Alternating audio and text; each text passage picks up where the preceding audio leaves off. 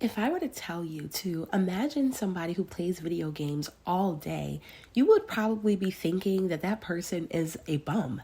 And I can't say that I disagree with you, but if we can apply some of the mindset, but none of the habits of a person who is this type of bum playing video games all day, then you will learn how to level up and unlock the psychology of leveling up. Stay to the end of this video if you want to level up faster. So let's get right into it. Sometimes leveling up requires you to think like you're playing a video game. One of the biggest reasons people stay stuck is because they're trying to beat level 10 with the skills, mindset, and equipment that they used on level 2. But life doesn't work that way. You see, every level has a different objective.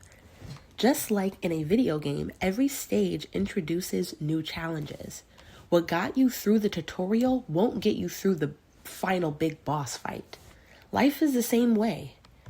Survival is one level. Stability is another. Wealth could be another. Influence and legacy, their own separate ones. Each phase asks different questions of you. And that leads me to my next point. New levels require new skills. A player who refuses to learn new mechanics eventually will get stuck. Many people wanting a new life will still refuse to learn things like networking, communication, emotional regulation, financial literacy, negotiation skills, image management, and leadership.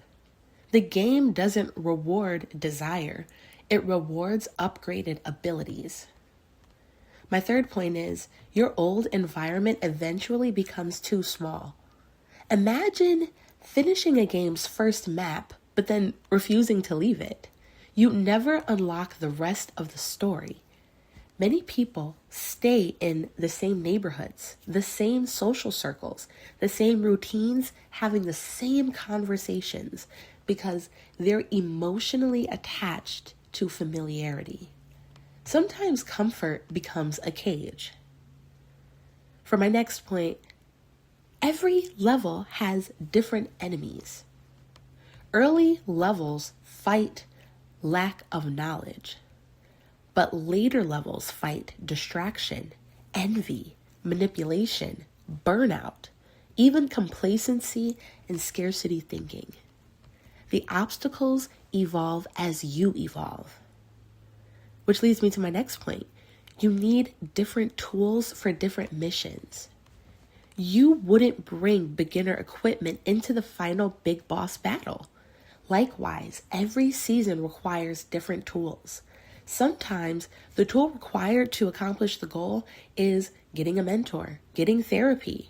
In other seasons, it's getting a planner or a better wardrobe. Before we get into the next point, I want to share something that I created specifically for women who are serious about leveling up. It's called the Woman's Workbook, and I designed it because I got tired of seeing women consume endless self-improvement content without ever creating a strategy for their own lives. Watching videos can inspire you, but transformation happens when you actually sit down and put in the work. Inside the workbook, you'll find guided journal prompts, the right ones, self-reflection exercises, planning pages, challenges, goal-setting sheets, and motivational pages designed to help you gain clarity, build confidence, and intentionally create your next chapter. If today's video is making you realize you're entering a new level of life, then this workbook will help you map out exactly where you're going and who you need to become to get there. It's printable, so you can work through it at your own pace and revisit it whenever you're entering a new season and make it part of your personal growth routine. If that sounds like something you need, then check out the link in the description box. It's also in my channel description as well. Now let's get back into the video and talk about the next level. It could also be things like investing into new software, a certification, or taking the time to build a stronger network and healthier boundaries. Your toolbox has to evolve with your goals. Also, please know that your identity has to level up before your life does. Games often require your character to reach a certain level before entering a new area, and life works similarly. If you still think like someone who expects rejection, chaos, or scarcity, you'll unconsciously recreate those same experiences. You have to become the person who belongs in the next room before you can make it there. Every new stage will feel uncomfortable. Many players quit the game because the next level feels a bit harder. But difficulty isn't proof that you're failing. It's evidence you've advanced. The game gets harder because you've become capable of handling more. Also, don't compare your level 3 to someone else's level 30. Comparison doesn't only steal joy. Comparison also steals momentum. You don't know how long they've been playing, what advantages they started with, how many failures they've overcome, and the sacrifices they've made behind closed doors. Focus on completing your current mission. Also, realize that side quests matter. In games, side quests often unlock experience, money, rare items, and even hidden abilities. In life, side quests look like reading books, learning a new language, volunteering or traveling the world, taking a new course, or building up a new hobby. These seemingly small investments compound into major advantages later. Sometimes the game will force you to leave people behind. Not everyone is supposed to go to the next level with you.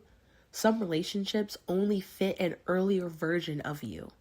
It's just like the NPCs in a video game where maybe their entire purpose was to direct you to walk into a certain door.